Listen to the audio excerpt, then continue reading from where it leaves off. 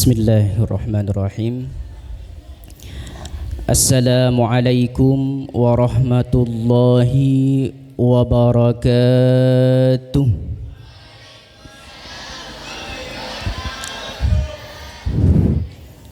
Biasanya nak santri pagi-pagi itu ngantuk. Makanya tadi jawaban salamnya itu enggak kompak ya. Kita ulang lagi. Assalamualaikum warahmatullahi wabarakatuh.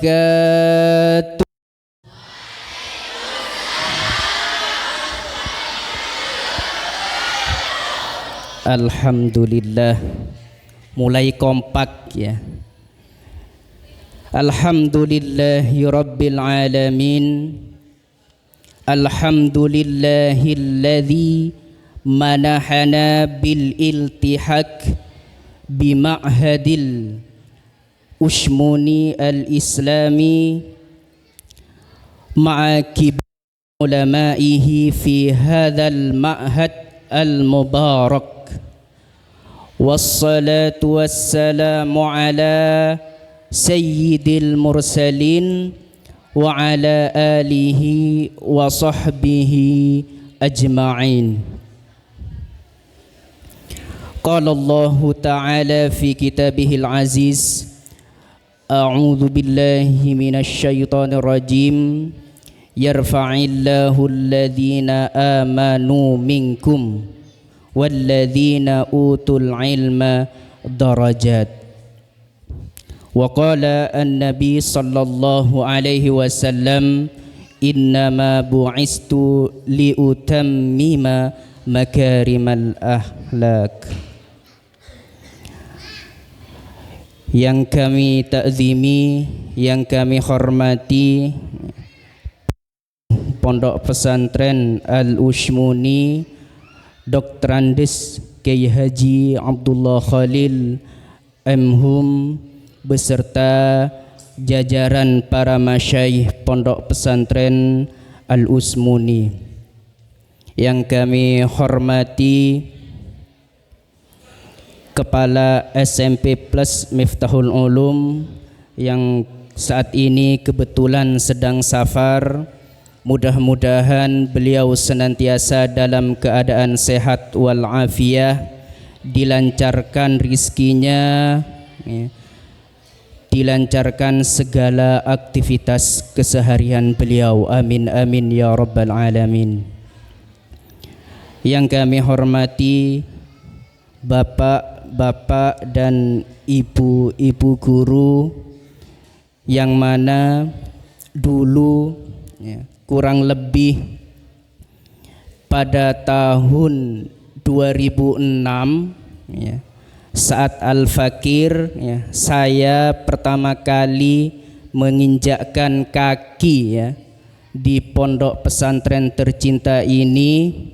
Meskipun beberapa alhamdulillah masih istiqomah, masih ada, di antaranya di samping Al-Fakir ada Pak Sahwini yang sering memberikan motivasi dalam setiap kelas-kelas beliau. Ada yang masih ada Bu Nana, Masya Allah, beliau dulu saat masih duduk di bangku SMP di sini pernah ngajar fikih dan beberapa mata pelajaran yang lain. Masya Allah, sangat luar biasa. Beliau yang sudah sepuh masih semangat memberi nasihat pelajaran kepada kita dan juga para bapak-bapak dan ibu guru yang lain yang tidak mungkin Al-Fakir sebut satu persatu dan bahkan sebagiannya ada Ustadz Umam saat itu sebenarnya saya kakak kelas beliau gitu kan. Cuma setelah lulus SMP saya mendapat surat dari pondok pesantren untuk melaksanakan tugas pengabdian Akhirnya dengan berat hati harus nganggur 1 tahun. Bahasa kerennya cuti sekolah gitu kan. Jadi cuti sekolah sudah daftar di SMA Plus Miftahul Ulum. Namun karena sudah ada panggilan dari pondok untuk melaksanakan tugas, ya kami haturkan sam'atan wa ta'atan. Ya apa kata pondok? Karena ya, saya secara pribadi di bawah naungan Pondok Pesantren Al-Ushmuni, ketika datang surat ya, dari pondok memanggil dan dibutuhkan, maka sam'atan wa ta'atan. Meskipun saat itu lulus SMP kurang lebih berapa usianya, wallahu a'lam ya. Dalam keadaan perasaan yang tidak menentu, baru lulus SMP ternyata nyampe di tempat tugas, waduh, siswa-siswinya ternyata lebih besar. Alhamdulillah, menjadi pengalaman tersendiri ya. Sehingga setelah itu ia menjadi terbiasa, akhirnya kembali ke pondok jadi satu kelas dengan Ustadz Umam ya. Jadi itu salah satu kisahnya ya. Kemudian ya, saya sebut dengan sebutan sayang ya, karena antara murid dengan guru, meskipun saya tidak pernah ngajar, al-hadiruna uddami ya, yang hadir di hadapanku, banati wa abnai, anak-anakku ya, yang saya cintai dan kasihi, karena kita sama-sama minum ya air yang sama, duduk di tempat yang sama, yang insya Allah penuh dengan barakah. Amin amin ya rabbal alamin. Salawat ma'as salam ya, semoga tetap tercurahkan keharibaan baginda Rasulullah Muhammad sallallahu alaihi wasallam. Ada salah satu kisah ya, ini fakta dan nyata saya alami setiap hari. Orang-orang Timur Tengah ya, khususnya orang-orang Mesir, saat saya belajar di Al-Azhar Asy-Syarif ya, jadi di jalan ada sedikit crash ya, ada sedikit kecelakaan, mereka langsung ya, turun dari mobil, langsung turunnya. Jadi tengkar sesamanya. Tapi hebatnya apa? Ketika salah satu dari orang itu ada yang baca sholawat, Allahumma sholli ala Muhammad, selesai gitu kan. Jadi yang tengkar satu dengan yang langsung bubar gitu kan. Masya Allah. Nah itu salah satu tradisi yang ada di Mesir gitu kan.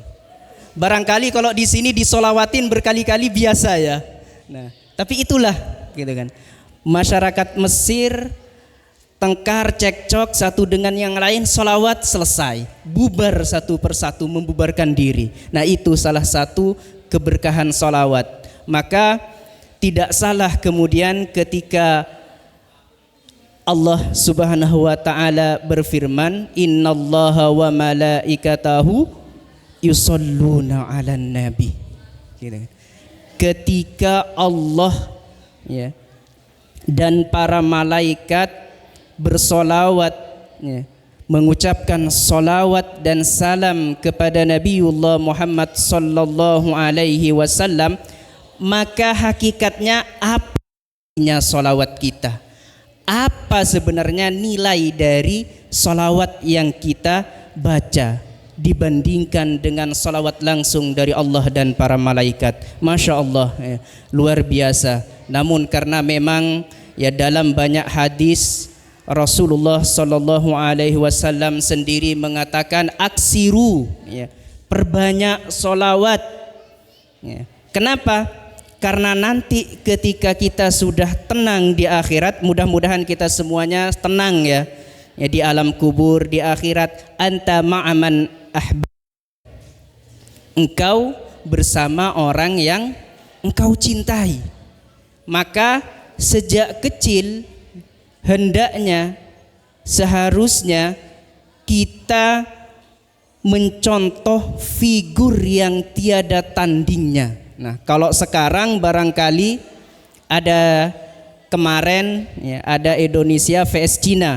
Nah, saya sedang dalam perjalanan saat itu. Padahal di hati, ya Allah, menangkan Indonesia. Gitu. Ternyata nyampe ke Indonesia, waduh, kalah 2-1. Nah, siapa yang kita kenal sekarang? Barangkali Tom Haye, ya.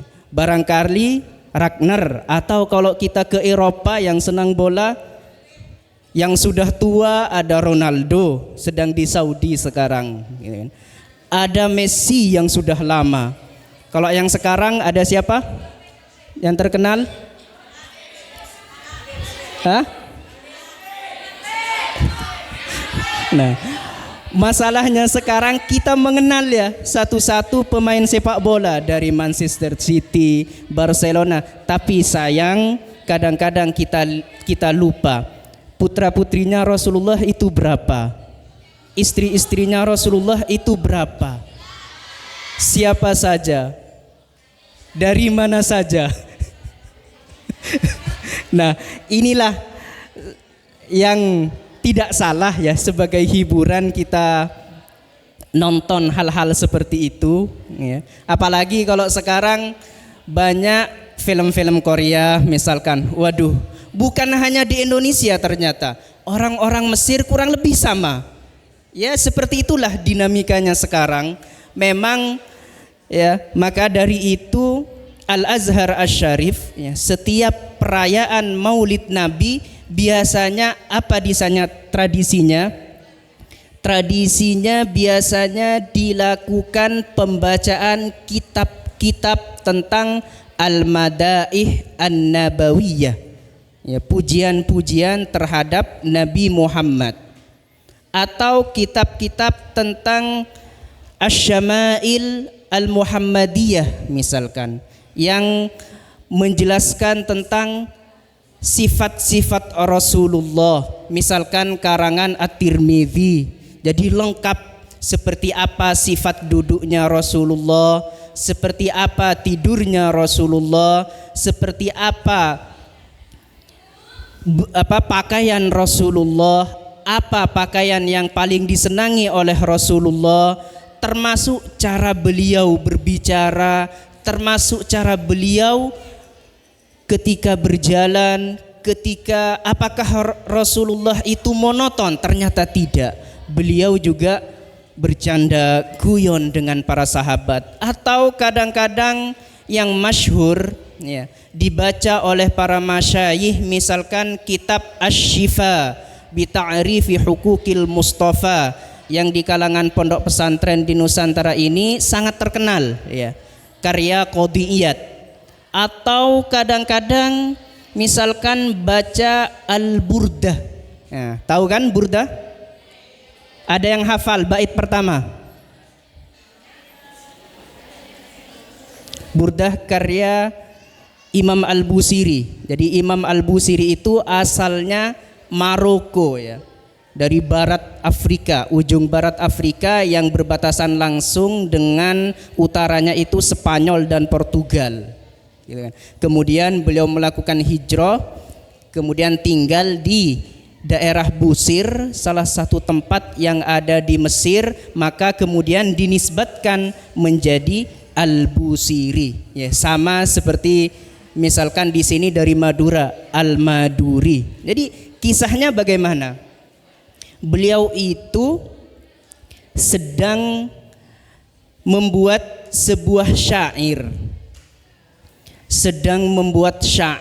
Ternyata ketika sampai pada satu bait, beliau itu terhenti, tidak bisa melanjutkan pujian-pujiannya kepada baginda Rasulullah Muhammad sallallahu alaihi wasallam. Kemudian berhenti menulis puisinya, syairnya, dan pada suatu malam beliau itu bermimpi bertemu dengan baginda Rasulullah Muhammad sallallahu alaihi wasallam, diminta untuk melanjutkan syair-syairnya. Apa jawaban Imam Al-Busiri? saya tidak bisa melanjutkan pujianku terhadapmu wahai Rasul. Diminta, ternyata dibacakan oleh Rasulullah sallallahu alaihi wasallam. Nah, saat itu kemudian beliau mampu melanjutkan pujiannya. Yang pertamanya adalah amin tadza kuriji ronim bidhi salami ila akhiril abyad, yang kurang lebih berisi 60 bait ya, syair pujian-pujian terhadap baginda Rasulullah sallallahu alaihi wasallam. Pada satu kesempatan beliau sakit. Ya, Imam Al-Busiri sakit membaca burdah tersebut, kemudian bibarakatit tawassul ya, dengan barokahnya tawassul kepada baginda Rasulullah Muhammad sallallahu alaihi wasallam, sakitnya beliau sembuh. Nah, inilah kemudian yang kita kenal dengan istilah tajrubah. Makanya kalau dulu ketika saya masih ada dan belajar di pondok sini, biasanya Bunyai ya al-maghfurullah, mudah-mudahan beliau ditempatkan bersama anbiya wassolihin ya, sering meminta kita santri untuk membaca misalkan sholawat nariyah sekian, 4000 sekian. Apakah ini kadang-kadang wah itu kan nggak ada tuntunannya dari Rasulullah, hadisnya nggak ada. Nah, inilah para ulama mengatakan tajrubah atau tajribah gitu kan. Jadi keistiqomahan, kadang-kadang seorang ulama yang arif, yang dekat dengan Allah, kadang membaca misalkan sholawat 11 kali, diistiqomahkan oleh aulia tersebut, oleh tokoh tersebut. Atau kadang-kadang baca sholawat nariyah 4444. Awalnya memang gak ada tujuan, tapi karena keistiqomahannya setelah percobaan demi percobaan terus diistiqomahkan, maka kadang-kadang inilah yang menjadikan apa yang diinginkan itu terkabulkan dengan wasilah tersebut. Bukan berarti karena tidak ada dalilnya kemudian tidak boleh. Ini yang kadang-kadang menjadikan kita yang berfaham ahlus sunnah wal jamaah berbeda dengan kaum sebelah. Karena apa? Prinsip dasarnya perbedaan bahasa saja. Kalau inda jumhuril ulama misalkan, menurut jumhur ulama ya, kalamul Arab, kalam bahasa Arab itu fihi hakiko wa fihi majaz. Ada hakikat, ada majaz. Tapi menurut mereka jadi kalamul Arab la majaza fiha. Jadi tidak ada majaz sama sekali, sehingga dari sejak awal memang sudah berbeda. Gitu kan. Jadi seperti itu. Oleh karenanya ya kita mengikuti pendapat jumhur yang mengatakan demikian. Baik, Allah ala Sayyidina Muhammad. Ini fokus cerita ya, tidak fokus kepada materi, karena sudah terlalu lama saya meninggalkan pondok ini sehingga keinginannya cerita saja ya, seperti itulah ya. Maulid Nabi. Allah Ta'ala berfirman ya, saya kemarin menyiapkan karena Ustadz Syariful Aziz saat konfirmasi motivasi dikemas dalam Maulid Nabi katanya. Maka jika motivasi dikemas dalam Maulid Nabi, tentu kita banyak bisa mengambil hikmah ya, dari perjalanan hidup baginda Rasulullah.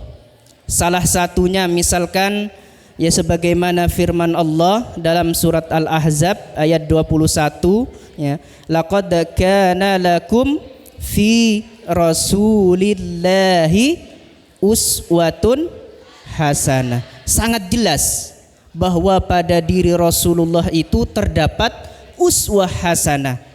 Apa itu uswah? Contoh dari segala bidang, dari segala keadaan. Maka kemudian Maulid Nabi Muhammad sallallahu alaihi wasallam ya, memberikan makna yang sangat besar terhadap umat Islam, terutama kepada kita sebagai santri.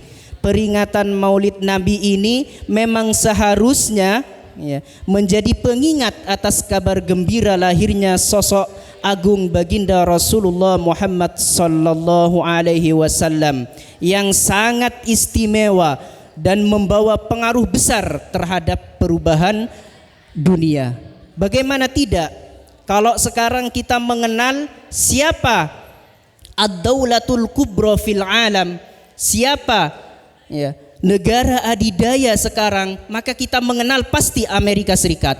Maka kita pasti mengenal di negara tetangga kita, di Australia misalkan, di sana ada pangkalan militer Amerika, di Filipina dan di beberapa tempat. Kenapa? Karena memang negara adidaya itu sekarang adalah Amerika. Kalau dulu ada yang namanya Persia, ada yang namanya Romawi. Masya Allah ya, luar biasa. SMP sudah mengenal sejarah yang luar biasa. Kalau dulu Persia yang kita kenal sekarang wilayahnya itu adalah Iran dan Irak, gitu kan. Negara adidaya saat itu lawannya adalah Persia. Kalau sekarang kurang lebih antara Amerika dengan siapa? Rusia ya. Sekarang kurang lebih seperti itu. Muncullah ya, saat itu lahir manusia agung yang selanjutnya memberikan perubahan besar terhadap hegemoni politik di dunia. Beliau berdakwah di Mekah Al-Mukarramah kurang lebih berapa tahun? 10 apa 13? Hah? 13 apa 10 tahun? 10 apa 13? Beliau lebih lama, kurang lebih 13 tahun di Mekah. Ternyata dakwah yang beliau lakukan di Mekah Al-Mukarramah hanya beberapa yang masuk Islam ya. Ada minas sabiqin al-awwalin gitu. Ada para sahabat awal yang masuk Islam pertama kali ya. Ada istri beliau ya, Sayyidah Khadijah, Masya Allah ya, yang kita bisa menyerap ilmu bagaimana pengabdian Sayyidah Khadijah kepada baginda Rasulullah. Bagi yang calon ibu-ibu nanti ya, bisa mempelajari bagaimana kedudukan Sayyidah Khadijah terhadap dakwah Nabi Muhammad sallallahu alaihi wasallam. Ada Sayyidina Abi Bakar As-Siddiq, kemudian para sahabat yang lain, yang mana saat itu di Mekah yang masuk Islam hanya hitungan jari.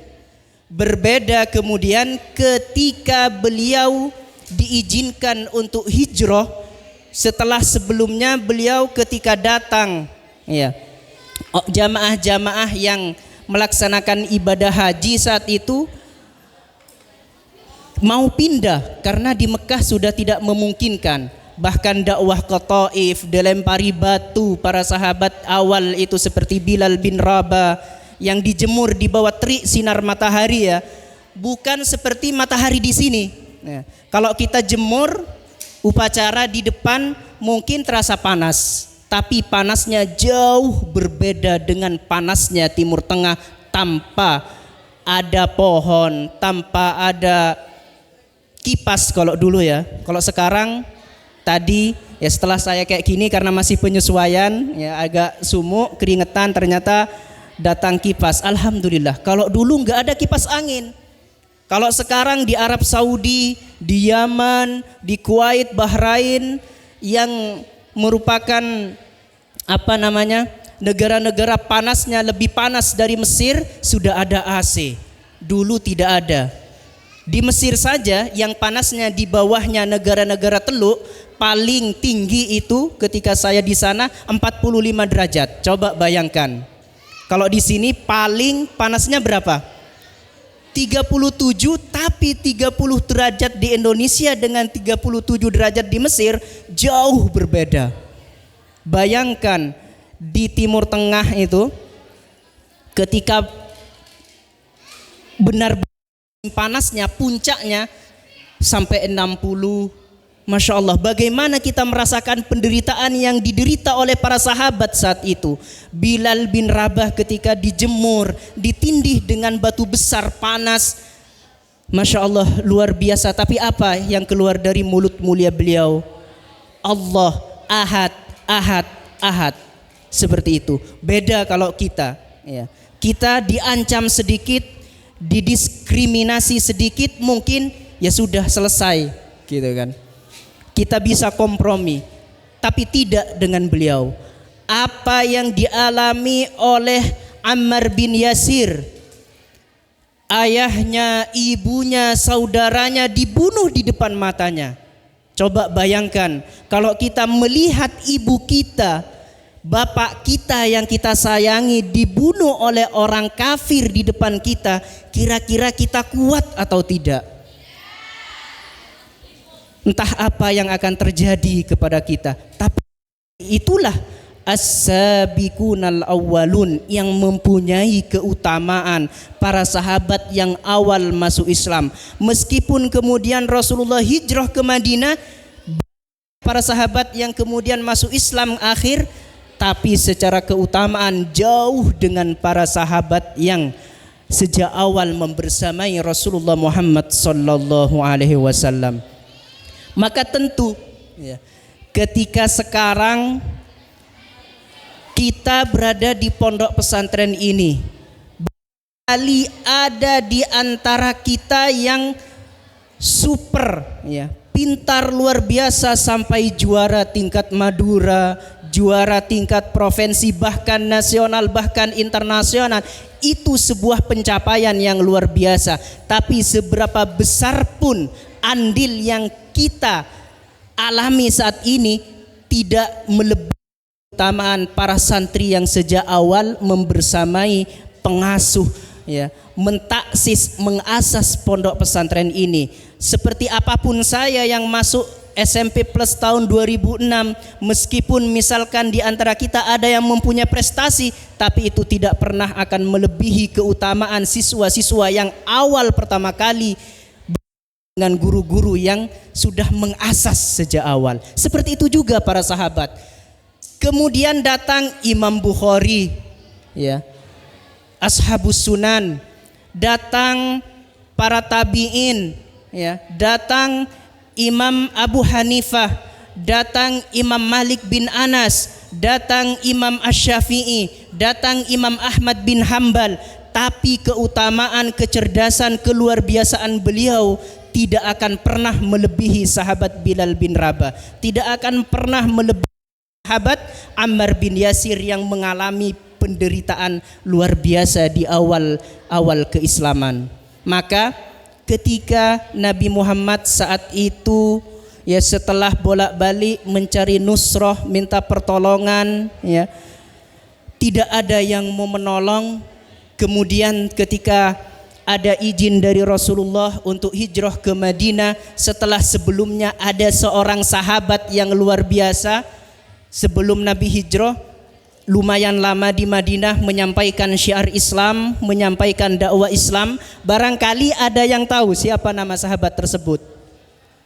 Ada seorang sahabat ya, sebelum Nabi hijrah ke Madinah, beliau memang diutus ya. Kalau sekarang utusan khusus presiden ya, ada seperti itu yang baru dilantik. Jadi ada sahabat khusus yang memang diutus oleh Nabi ke Madinah untuk melihat situasi dan kondisi bagaimana keadaan orang Madinah saat itu. Padahal sebelumnya ya, ketika Aus dan Khazraj ya cekcok, terjadi pertengkaran, orang Yahudi di Madinah mereka bilang, tunggu kalian, sudah dekat masanya Nabi akhir zaman, sudah dekat penerus Bani Israel. Kalau Nabi akhir zaman itu sudah diutus, maka akan kami habis kalian, akan kami kalian. Namun ternyata ketika Nabi akhir zaman itu diutus dan dari keturunan Nabiullah Ismail alaihi salam, mereka itu congkak, mereka tidak mau terhadap Nabi Muhammad. Dan di Madinah saat itu awal-awal Rasulullah hijrah menjadi penghalang dakwah Nabi.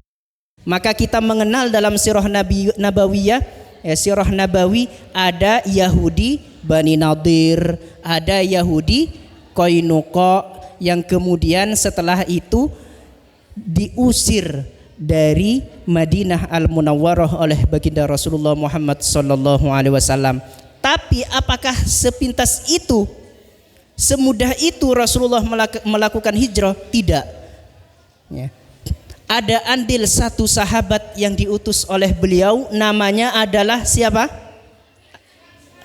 Ada yang tahu? Barangkali ada yang namanya sama, laki-laki. Siapa? Hah?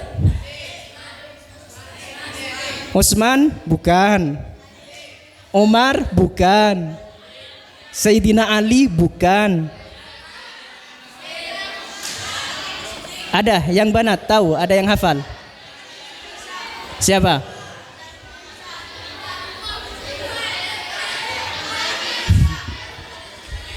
Namanya adalah Mus'ab bin Umair. Jadi beliau inilah yang diutus oleh baginda Rasulullah untuk melihat situasi dan kondisi di Madinah. Setelah selesai melaporkan setiap waktu kepada Nabi, aman dan siap, beliau hijrah. Dan disinilah dakwah Nabi Muhammad di fase Madinah ini sangat luar biasa. Islam, banyak masyarakat yang masuk Islam, sebagaimana firman Allah, ya idza jaa nasrullahi wal fath wa ra'aitan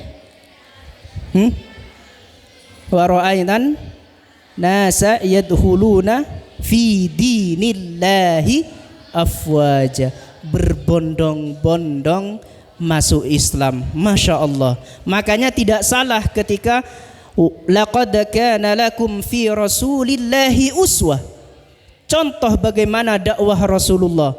Maka wa ma arsalnaka illa rahmatan lil alamin, ya.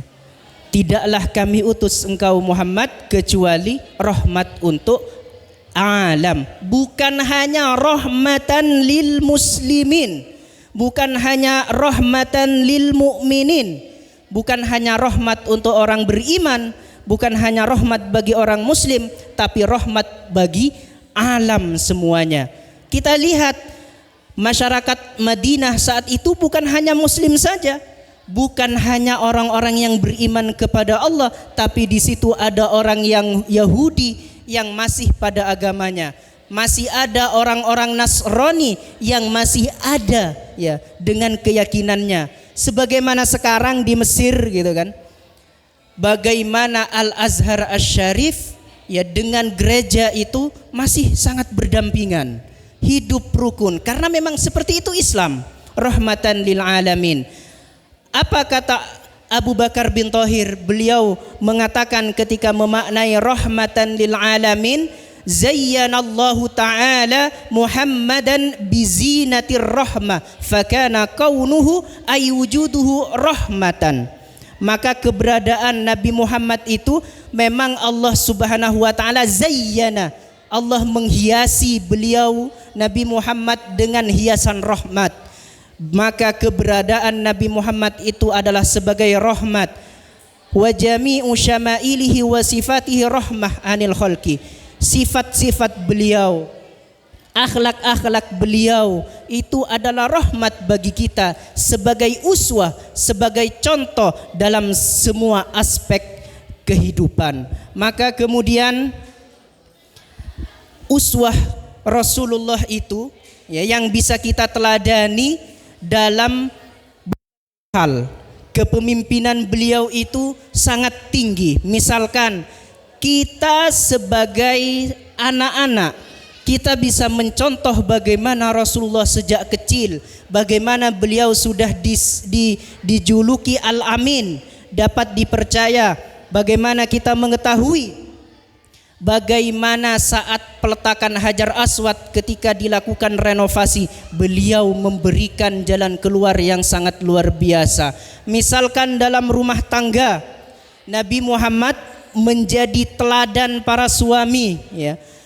Nabi Muhammad menjadi teladan anak-anak, Nabi Muhammad menjadi teladan para remaja yang nanti akan menjadi seorang suami, orang yang bertanggung jawab, menjadi seorang pemimpin minimal di keluarganya masing-masing.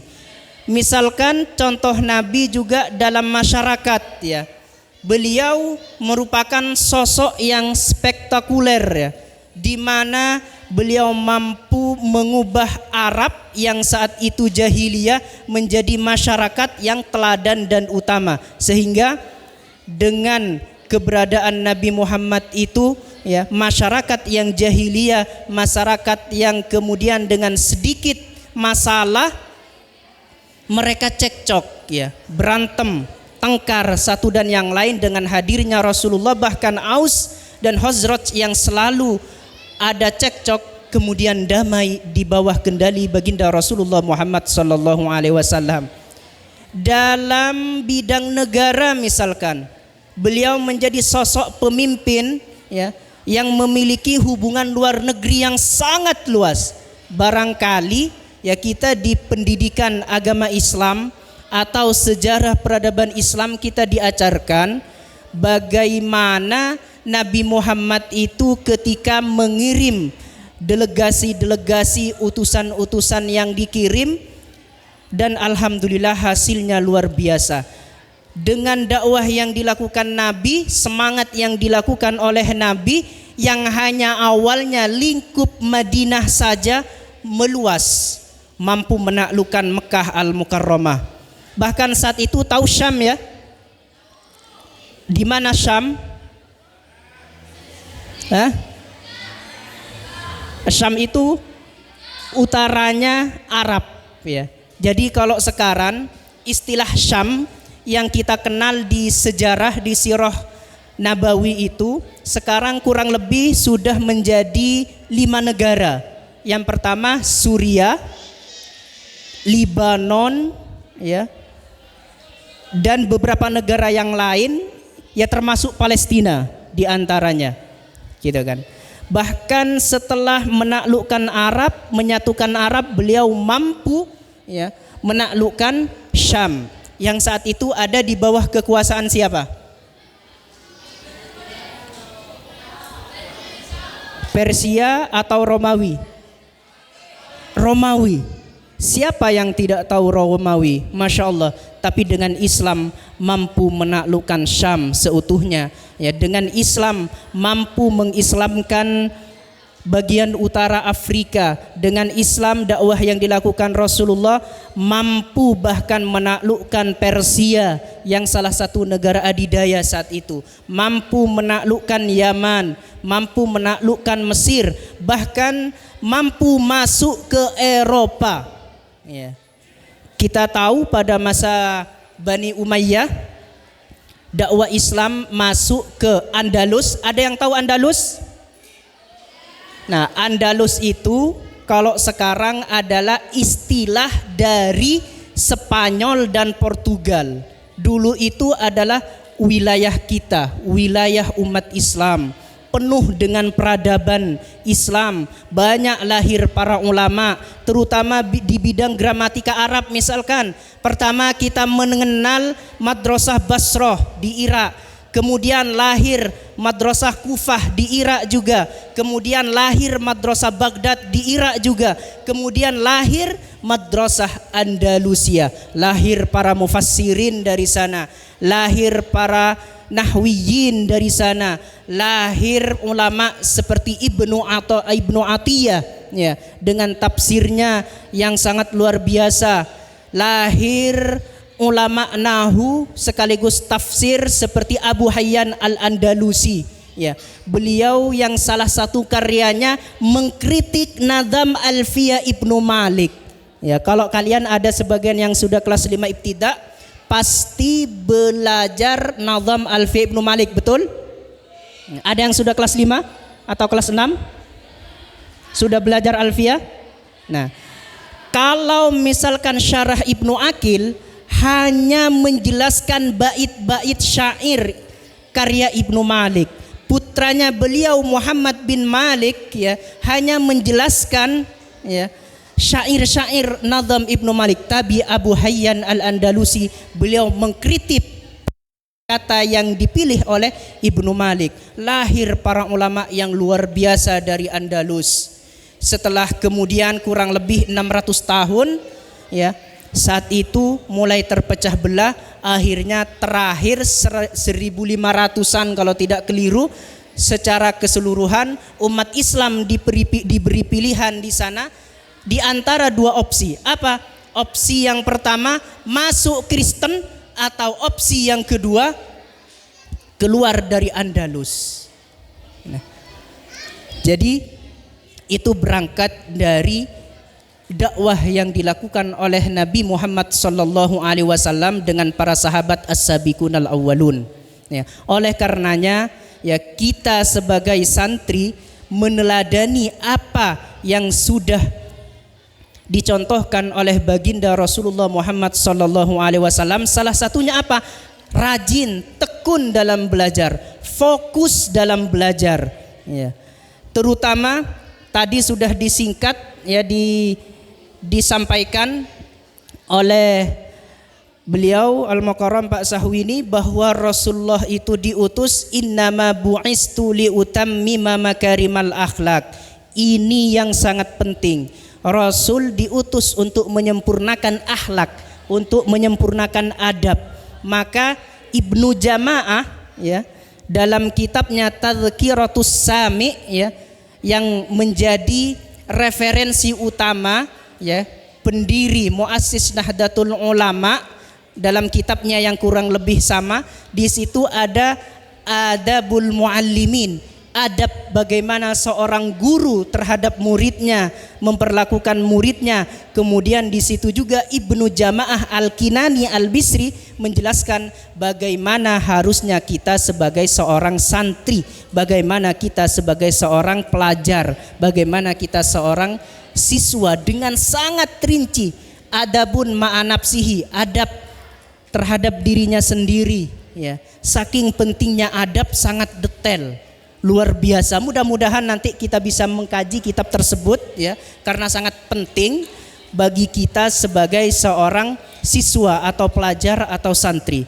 Dalam hadis yang lain, saking pentingnya adab ini ya, Rasul pernah bersabda wa khaliqin nas bi khuluqin hasanin, gitu kan. Jadi kita berinteraksi dengan orang lain, dengan teman-teman kita dengan akhlak yang baik. Jangan mentang-mentang karena satu kamar misalkan kemudian sembarangan.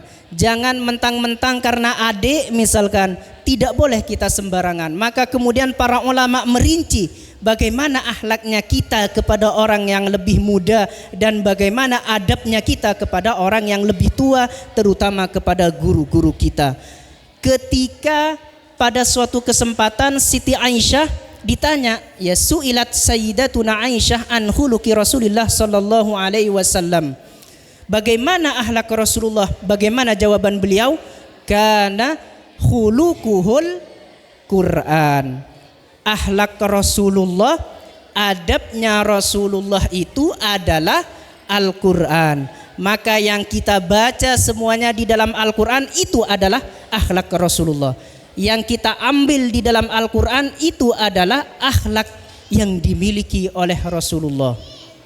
Nah, termasuk saking pentingnya akhlak ya, Imam Malik berkata, ta'allam ya akhi al-adab qabla an tata'allamal ilmah. Ta'allam, belajarlah engkau ya akhi, wahai saudaraku, al-adab, belajar adab, belajar tata krama, sopan santun, qabla an tata'allamal ilmah, sebelum engkau belajar ilmu. Maka tidak salah ketika Abdurrahman bin Qasim ya, dalam salah satu riwayat ini diriwayatkan qaulnya Imam Syafi'i, di mana beliau itu mulazamah dengan Imam Malik kurang lebih 20 tahun. Apa yang dilakukan selama 20 tahun? Ternyata rinciannya 18 tahun beliau belajar adab. Beliau belajar sopan santun. Beliau belajar tata krama bagaimana dengan gurunya, bagaimana berbicara, bagaimana bersikap, bagaimana berkomentar selama 18 tahun.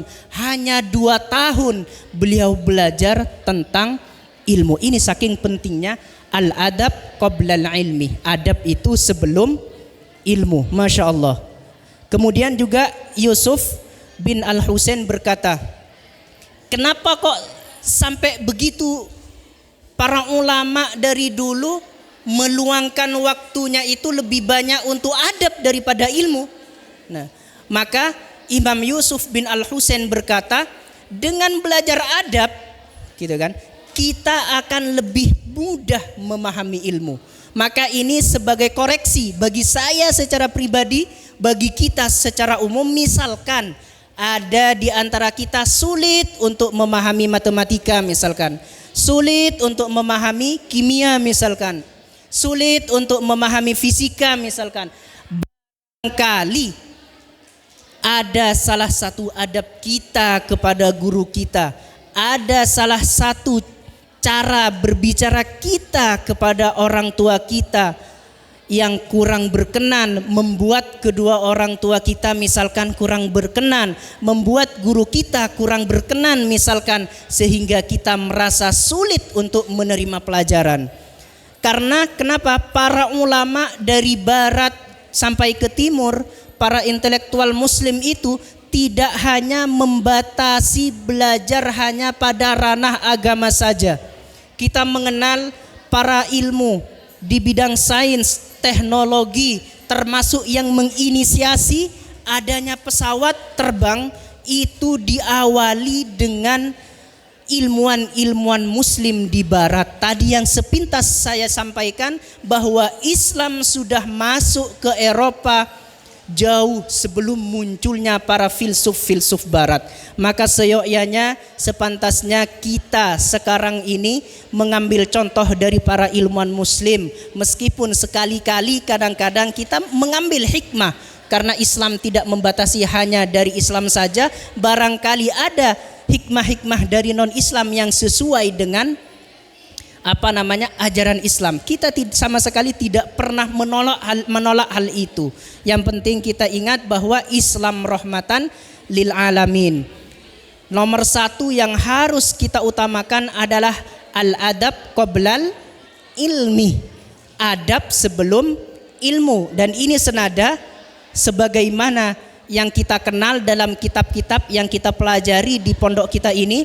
Al-ilmu nurun, ya, ilmu itu adalah, untuk mendapatkan cahaya apa salah satunya? Kita bersihkan hati kita, kita bersihkan raga kita, kita bersihkan semua agar nurullah itu turun kepada kita. Barangkali kalau kita kesulitan, ada masih sesuatu yang konslet dalam tubuh kita, karena ya para ulama kita dari dulu itu menjadi ensiklopedia, menjadi mausu'ah, alim di berbagai disiplin keilmuan, alim di bidang matematika, fisika, kimia, ya, alim di bidang teknologi. Kalau dalam masalah agama jangan ditanya. Banyak para ilmuwan muslim itu yang alim di bidang hadis, alim di bidang tafsir, alim di bidang adab, alim di bidang sastra Arab, alim di semua bidang keilmuan agama. Bukan hanya itu, ilmu-ilmu umum seperti kedokteran dan sebagainya, Masya Allah luar biasa. Makanya al-ilmu nurun, ilmu itu adalah cahaya. Untuk mendapatkan cahaya Allah, kita bersihkan tubuh kita, kita bersihkan raga kita dari segala kotoran-kotoran yang barangkali tidak sadar kita lakukan. Wa nurullahi la yu'ta lil 'asi. Cahaya Allah itu tidak akan turun, tidak akan diberikan kepada orang-orang yang bermaksiat kepada Allah Ta'ala. Oleh karenanya itu ya yang senantiasa dipesankan oleh guru-guru Al-Fakir secara khusus, baik sejak sekolah dan ngaji di desa sampai pindah ke pondok pesantren Al-Ushmuni, ya sekolah di sini di Madrasah Ibtidaiyah, kemudian di Wusto, di SMP, di SMA, kemudian setelah itu melanglang buana ya, perjalanan yang luar biasa. Tadi ketemu dengan Ustadz Mulyadi ya. Ternyata ketika saya itu sampai di Mesir ya, kenal ya Ustadz Mulyadi semuanya ya. Nah, ternyata dulu ketika saya masih belajar di pondok ini ya, hanya guyonan dengan beliau. Kalau tidak salah ada saya, kemudian Ustadz Mulyadi, kemudian ada juga Ustadz Ulianto ya, orang pulau itu, sudah lama tidak ketemu. Kemudian juga ada namanya Ansori, apa dari Banasare atau Tambak Sari saya lupa. Di pondok dulu kantornya masih di timur, di depan dalamnya Kiai. Nah, saya kaget. Nah, jadi Ustadz Uli, Ustadz Mulyadi ngirim tulisan guyonan kita saat itu di pondok. Jadi kata dalam tulisan itu Abdul Wahid LC katanya. Padahal dulu masih entah SMP atau sudah SMA, saya kurang paham. Gitu kan. Ternyata benar apa kata guru-guru kita, gantungkan cita-cita setinggi langit ya, meskipun ya kadang-kadang itu hanya sekedar cita-cita. Lan atafakkar min qabl. Jadi saya tidak pernah terfikirkan bahwa apa yang saya tulis di kantor pondok pesantren, bahwa saya akan LC, bahwa saya akan berada di Mesir, Kairo, saya akan sekolah di Al-Azhar Asy-Syarif, tidak terfikirkan sama sekali ya, dengan keadaan yang ya kita tahu sendiri, kita semuanya dari pedesaan ya.